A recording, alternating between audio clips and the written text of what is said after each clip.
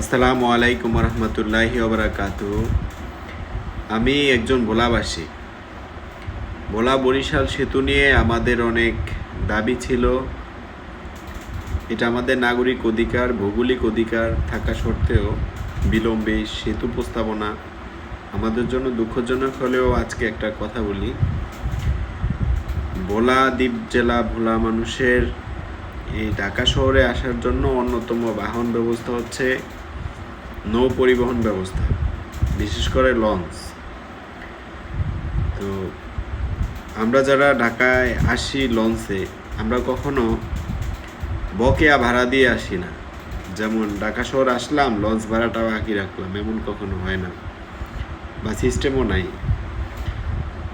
খুবই সম্মানের সাথে আমাদেরকে ভোলা থেকে ঢাকায় পৌঁছে দেয়। এই জন্য লঞ্চ কর্তৃপক্ষকে অবশ্যই ধন্যবাদ জানাই। তারা অবশ্যই চেষ্টা করেন আমাদেরকে নিরাপদে ঢাকায় পৌঁছে দেওয়ার। ঢাকায় এসে আমরা যখন চাকরি করি বা কর্মসংস্থানে সুযোগ হয়, অবশ্যই আমরা বাড়ি পৌঁছে যাই। আবার কেউ 1 মাসে যান, কেউ 15 দিনে যান, কেউ আবার সপ্তাহে একবার বাড়ি যান, পরিবারের কাছে যান। তো কখনো এমন হয় যে যারা ঢাকায় মৃত্যুবরণ করেন, এই মানুষটার লাশ তো ভোলাতে নেওয়ার প্রয়োজন পড়ে।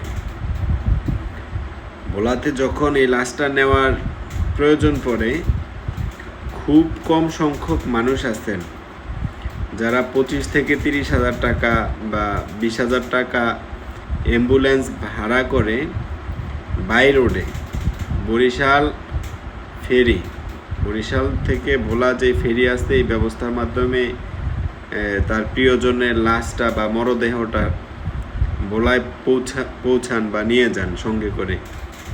যারা নিম্ন মধ্যবিত্ত পরিবারের মানুষ, তারা তাদের স্বজনের লাশ বা প্রিয়জনের লাশটা কখনো কখনো লঞ্চে করে ভোলায় নিয়ে যেতে হয়। তো প্রায় সময় অভিযোগটা আসে যে লঞ্চে লাশ তুলতে চায় না। আমার জীবিত দেহটা আপনাদের কাছে যদি কদর হয়, দামি হয়, এই লাশটা কেন হবে না? এই লাশটা তো ভোলায় পৌঁছে দেওয়ার দায়িত্ব এই লঞ্চ কর্তৃপক্ষেরই। মানবিক দৃষ্টিকোণ থেকে এই মরদেহের ভাড়াই নেওয়ার কথা না। যে জীবিত থাকতে তোমার থেকে আমরা অনেক বেশি উপার্জন করছি, তুমি আমাদের সম্মানিত যাত্রী ছিলা, আজকে তুমি দুনিয়া থেকে চলে গেছো, তোমার মরদেহটা আমরা সসম্মানে তোমার নিজ গ্রামে বা নিজ এলাকায় বা ভোলা জেলায় আমরা পৌঁছে দিলাম। এই দায়িত্ববোধ থেকে কেন তারা সরে দাঁড়ান এটা আমি জানি না। তবে লাশ পরিবহন ব্যবস্থার জন্য যে ফ্রিজিং সিস্টেম থাকা দরকার, আপনি একটা লঞ্চের মধ্যেও সেটা পাবেন না। যারা লঞ্চ নির্মাণ করেন, জাহাজ বা BIWTA কর্তৃপক্ষ যারা আছেন, অ্যাপ্রুভ করেন, তাদের অবগতির জন্য জানানো যাচ্ছে যে প্রত্যেকটা লঞ্চে যেন অন্তত 1টা বা 2টা ফ্রিজিং বা ক্যাবিনেট সিস্টেম থাকে, যেটার মধ্যে লাশ পরিবহন বা ফ্রিজিং করা যাবে, যাতে লাশটা নিরাপদে তার নিজ গ্রামে পৌঁছাতে পারে। ঢাকা থেকে একটা জাহাজ বা লঞ্চ ভোলা পৌঁছাতে 8 থেকে 10 ঘন্টা সময় লাগে। ভোলা সদর হলে লাগে 6 ঘন্টা। এই 6 ঘন্টা অথবা 8 ঘন্টা, 10 ঘন্টা, কখনো কখনো 12 ঘন্টা সময় লাগে।